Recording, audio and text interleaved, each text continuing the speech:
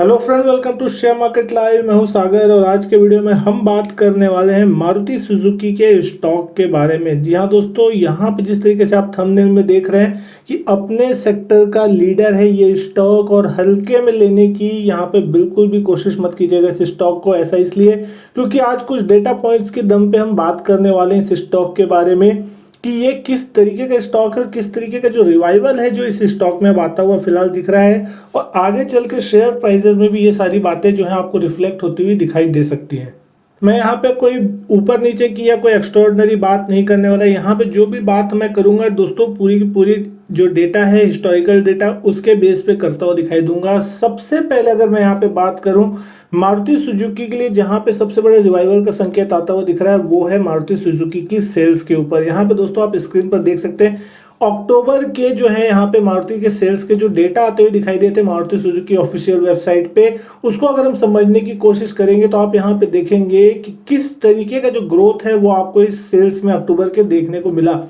सबसे ज्यादा यहाँ पे अगर हम बात करें तो टोटल जो सेल्स के नंबर आते हुए दिखाई दिए थे 2020 अक्टूबर के महीने में वो थे 1,82,448 यूनिट, जो कि पिछले साल थी लगभग 1,53,435 यूनिट। तो लगभग 18.9% की जो यहाँ पे बढ़त है वो यहाँ पे आती हुई दिखाई दी। और सबसे ज्यादा अगर कहीं पे सुधार देखने को मिला है वो है कॉम्पैक्ट सेगमेंट में दोस्तों। यहाँ पे इसमें WagonR, Swift, Celerio, Ignis, Baleno, Dzire और टूरेस करके जो गाड़ियां हैं वो आती हुई दिखाई दे रही है। लगभग 95,000 से ऊपर गाड़ियां जो है कंपनी ने पिछले महीने अक्टूबर में बेची थी। और 2019 अक्टूबर की अगर हम बात करते हैं तो 75,094 गाड़ियां जो बेची थी। यहाँ पे 26% की जो ग्रोथ है कंपनी ने पिछले महीने क्लॉक की थी। तो एक जबरदस्त जो सीजन था वो यहाँ पे अक्टूबर का महीना होता हुआ दिखाई दिया था, क्योंकि आपको पता है कि अक्टूबर के सीजन में नवरात्रि पड़ती हुई दिखाई दी थी और जबरदस्त सेल जो थी वो आपको होती हुई दिखाई दी थी। और खासकर अब ये जो नवंबर महीने के सेल्स के डेटा आएंगे वो भी यहाँ पे आपको बहुत ही ज्यादा ब्लॉकबस्टर देखने को मिल सकते हैं। बात करूं अगर मैं आपको पिछले साल के धनतेरस के दिन की, तो यहाँ पे 45,000 गाड़ियां जो थी धनतेरस के दिन पिछले साल मारुति सुजुकी ने डिलीवर की थी लोगों को। और इस बार के जिस तरीके की रिपोर्ट्स और खबरें निकल के आती हुई दिखाई दे रही, इस बार ये जो नंबर है इसको बहुत ही बुरी तरीके से और बढ़ते हुए दिखाई देंगे आपको। और ये आंकड़ा जो है बहुत ही तगड़ा आता हुआ इस बार दिखाई दे सकता है। और इस नवंबर महीने की जो सेल्स है वो और भी ज्यादा जबरदस्त होती हुई दिखाई दे सकती है, क्योंकि इस बार जिस तरीके से मारुति सुजुकी के शोरूम में लाइन लगती हुई दिखाई दी थी गाड़ी खरीदारों की, तो इस बार धनतेरस की जो सेल्स के नंबर है मारुति सुजुकी के लिए बहुत ही ज्यादा अच्छे रहते हुए दिखाई दे सकते हैं। अगर मैं बात करता हूं नवंबर महीने की सेल्स की पिछले साल 2019 के आंकड़े की, तो आप यहाँ पे देखेंगे 1,50,630 गाड़ियां जो थी पिछले साल टोटल सेल्स डोमेस्टिक और एक्सपोर्ट को मिला के अगर हम देखते हैं होती हुई दिखाई दी थी, जो कि उसके पिछले साल 1,53,000 थी। यानी कि पिछले महीने अगर अक्टूबर की हम बात कर रहे हैं इस साल की, वो आंकड़ा 1,82,000 के आसपास का था और पिछले साल नवंबर में 1,50,000 गाड़ियां बिकी थी। और अगर यहाँ से 20 से 30% की भी ग्रोथ का आंकड़ा अगर आप मान के चलते हो तो अक्टूबर मंथ के मुकाबले अगर नवंबर में ज्यादा गाड़ियां बिकती तो 2 लाख के आंकड़े के पार यहाँ पे गाड़ियों के नंबर आ सकते हैं, जो कि एक रिकॉर्ड सेल्स के नंबर हो सकते हैं यहाँ पे। और उसके बाद जो है शेयर्स में आग लगती हुई दिखाई दे सकती है। जिस तरीके से हम यहाँ पे बात करें चार्ट्स पे कि किस तरीके से ये स्टॉक कामकाज करता हुआ दिखाई दिया, तो आपने देखा था कहीं ना कहीं ये स्टॉक अपने प्री कोविड लेवल तक पहुंचने की कोशिश कर रहा था, लेकिन अभी भी वो स्टॉक उस लेवल से नीचे। जिस तरीके की तेज गिरावट मार्च के महीने में आपको चार्ट पे देखने को मिली, उसका एक अच्छी खासी रिकवरी ऑटो सेक्टर में आई, इस उम्मीद में कि कहीं ना कहीं इसका बॉटम बनता हुआ दिख रहा है। BS4 से BS6 में ये गाड़ियां आती हुई अब दिखाई दे रही है। सारी गाड़ियां जो है BS6 में आ रही है, BS4 की सारी टेंशन इनकी हो गई खत्म। और उसके बाद जिस तरीके से यहाँ पे अच्छी खासी सेल्स के नंबर और लोगों के अंदर जिस तरीके से गाड़ियां खरीदने का रुझान बनता हुआ दिखाई, पर्सनल व्हीकल जो लोग खरीदते हुए दिखाई दे रहे हैं, वो इस कंपनी के लिए एक अच्छी खासी ट्रिगर बनती हुई दिखाई दे रही है।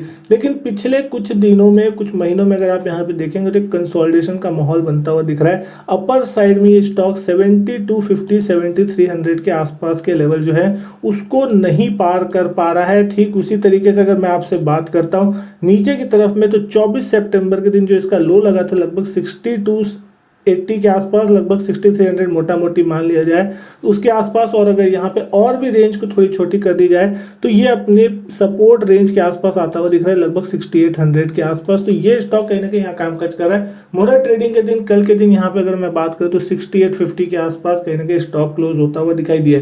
लेकिन आपने देखा कि किस तरीके की तेजी जो है नवंबर के महीने में रेट सेंसिटिव स्टॉक और ऑटो सेक्टर के साथ साथ यहाँ पे बैंकिंग स्टॉक में बनती हुई दिखाई दी। लेकिन ये स्टॉक ऊपर लेवल से कहीं ना कहीं करेक्ट होने की कोशिश कर रहा था।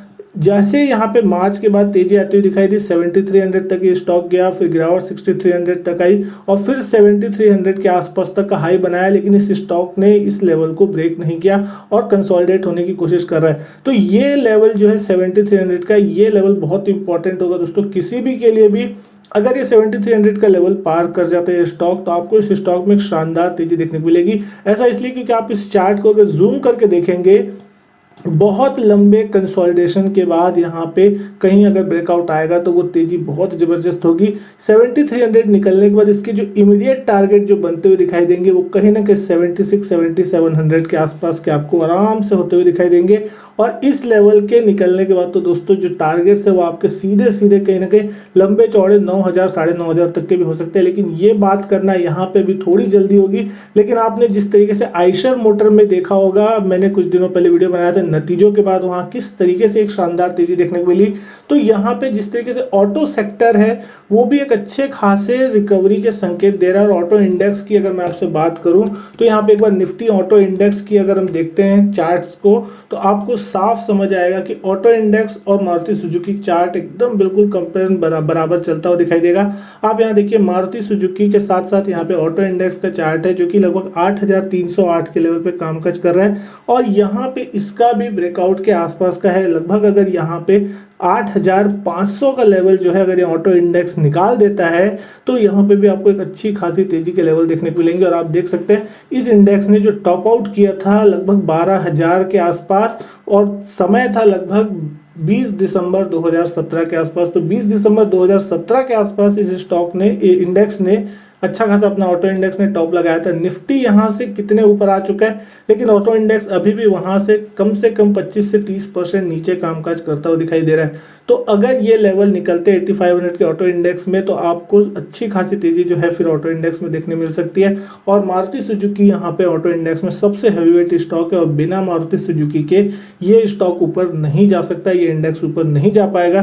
तो जिस तरीके से पिछले कुछ दिनों में ऑटो इंडेक्स में अच्छी खासी तेजी का रुझान बनता हुआ दिख रहा है, आप देख सकते हैं सारे कैंडल जो धीरे धीरे करके ऊपर जाने की कोशिश कर रहे हैं। लेकिन मारुति सुजुकी कहीं ना कहीं कंसोलिडेट करने की कोशिश कर रहा है, अपने निचले लेवल के आसपास कामकाज कर रहा है। तो यहाँ पे बहुत ही जल्द अगर कोई न्यूज़ आती है जिस तरीके की धनतेरस की सेल हो गई या नवंबर महीने की बिक्री के आंकड़े जो कि दिसंबर 1 दिसंबर 2 के आसपास आते हैं, तो उस कंडीशन में आपको इस स्टॉक में अच्छी खासी स्पाइक जो है नतीजों के दम पे और साथ ही साथ जो इसके क्वार्टर 2 के नतीजे आएंगे उसके एंटिसिपेशन में, क्वार्टर 3 के नतीजे जो आएंगे, सॉरी माफ कीजिएगा, जो कि क्वार्टर 3 के नतीजे आते हुए दिखाई देंगे, उसके एंटिसिपेशन में अगर बाइंग होती है तो आपको इसके क्वार्टर 3 के नतीजे भी जो है वो अब तक के सबसे बेस्ट नतीजे देखने को मिल सकते हैं। बात करें अगर यहाँ पे शेयर की, तो शेयर अपने सपोर्ट लेवल के आसपास कहीं ना कहीं कामकाज करता हुआ दिखाई दे रहा है। 6800 के आसपास अच्छा खासा सपोर्ट लेता हुआ दिख रहा है। 2-3%, 4%, 5% की गिरावट जो है दोस्तों वो किसी भी शेयर में कभी भी किसी भी न्यूज़ के दम पे हो सकती है। लेकिन अगर आपका व्यू लॉन्ग टर्म है और आपने अगर किसी सेक्टर के लीडर स्टॉक को खरीदा 1 नंबर 2 नंबर वाले, तो डेफिनेटली वो शेयर आपके लिए लॉन्ग टर्म में पैसा क्रिएट करके देगा ही देगा। चाहे आप वो एग्जाम्पल किसी भी सेक्टर के ले ले, चाहे वो IT सेक्टर हो, फार्मा सेक्टर हो, बैंकिंग सेक्टर हो, ऑटो सेक्टर हो या और भी कोई सेक्टर हो, अगर आप उस सेक्टर के लीडर के साथ चलते हुए दिखाई देंगे डेफिनेटली आपका पैसा जो है बनता हुआ दिखाई देगा। यहाँ पे शॉर्ट टर्म वोलेटिलिटी ये सारी चीजें जो है वो ट्रेडिंग में होती है, लेकिन अगर आपका व्यू इन्वेस्टमेंट वाला है तो आपको लंबे समय यहाँ पे रुकना पड़ेगा और अच्छे खासे रिटर्न जो है वो आपको कभी ना कभी तो बन के मिलते हुए दिखाई देंगे। और ये स्टॉक में जिस तरीके की रिवाइवल आते हुए अब दिखाने के संकेत मिल रहे हैं, ऑटो सेक्टर में रिवाइवल के जो संकेत आते हुए दिखाई दे रहे हैं कोरोना वायरस के एंड के बाद, तो आपको एक अच्छा खासा जो रिटर्न है वो इन सारे स्टॉक्स में बनते हुए दिखाई दे सकते हैं। और आगे चल के जिस तरीके से यहाँ पे उम्मीद जताई जा रही करिए कि बुल रैली जो है बहुत ही तगड़ी हो सकती है और आगे के साल भी जो है बहुत अच्छे आ सकते हैं, तो आपको ये स्टॉक में डेफिनेटली परफॉर्म करता हुआ दिखाई देगा। वहीं अगर हम बात करते हैं कल के दिन ये स्टॉक किस तरीके से कामकाज कर रहा था, तो मुरर ट्रेडिंग सेशन के दिन की अगर हम बात करते हैं 6850 के ऊपर जाके स्टॉक बंद हुआ, लगभग 0.6% की तेजी से स्टॉक में कल के दिन देखने को मिली थी। शाम को टोटल ट्रेडेड वॉल्यूम की बात करें तो वॉल्यूम कोई खास नहीं थे, 1,28,000 शेयरों के छोटे वॉल्यूम थे, 1 घंटे का ट्रेडिंग सेशन था। लेकिन यहाँ पे जो हाई लगते हुए दिखाई दिए 52 वीक हाई, वो थे लगभग 7570 के, तो ये है इसका 52 वीक हाई। और लगभग लाइफ टाइम हाई की अगर मैं बात करता हूँ तो 10,000 रुपए के आसपास तक का इसका लाइफ टाइम हाई, यानी कि यहाँ से वो आपको अभी भी लगभग 31% की डाउन साइड के साथ स्टॉक ट्रेड करता हुआ दिखाई दे रहा है। 52 वीक लो जो थे वो लगे थे 4,000 रुपए के 3 अप्रैल के आसपास। लेकिन अगर हम बात करें सिक्योरिटी वाइज डिलीवरी पोजीशन की, कल के दिन किस तरीके की डिलीवरी क्लॉक हुई मुरर ट्रेडिंग में, तो 1.25 लाख शेयरों के आसपास की ट्रेडिंग में 56,000 शेयरों की डिलीवरी कल के दिन उठाई गई। तो एक अच्छी खासी डिलीवरी परसेंटेज डेफिनेटली कही जाएगी, 43.7% की डिलीवरी कल के दिन यहाँ क्लॉक होती हुई दिखाई दी। तो डेफिनेटली ये एक पोर्टफोलियो स्टॉक है, यहाँ पे आपको एक अच्छा खासा जो रिटर्न है वो नेक्स्ट कुछ महीनों में, कुछ सालों में देखने को आसानी से मिल सकता है। बस ये है कि यहाँ पे आप अपनी भी जितनी भी हिम्मत है उसके अनुसार धीरे धीरे करके इस स्टॉक को अपने पोर्टफोलियो में ऐड करें, क्योंकि यहाँ पे जो इसकी टिकट साइज है वो बहुत बड़ी है, 6-7 हज़ार का शेयर होता हुआ दिखाई देता है। तो यहाँ पे डेफिनेटली एक शेयर भी अगर आप लेते हैं तो आपके 6,500 से 7,000 रुपये जो है वो इन्वेस्ट होते हुए दिखाई देते हैं। तो आपको ये चीज़ सोचनी होगी कि कितने क्वांटिटी में यहाँ पे आप धीरे धीरे करके एक SIP के रूप में अपने इन्वेस्टमेंट चालू कर सकते हैं और आगे चल के आपको एक अच्छा खासा जो रिटर्न है वो यहाँ पे आपको मिलता हुआ दिखाई दे सकता है। तो दोस्तों मैं उम्मीद करता हूँ आपको ये एनालिसिस पसंद आई होगी, अच्छी लगी हो तो वीडियो लाइक जरूर कीजिएगा, शेयर कीजिएगा दोस्तों के साथ। चैनल सब्सक्राइब नहीं किया तो चैनल को भी सब्सक्राइब जरूर कीजिएगा। मैं आपसे मिलता हूँ अपने नेक्स्ट वीडियो में, तब तक के लिए goodbye and thank you.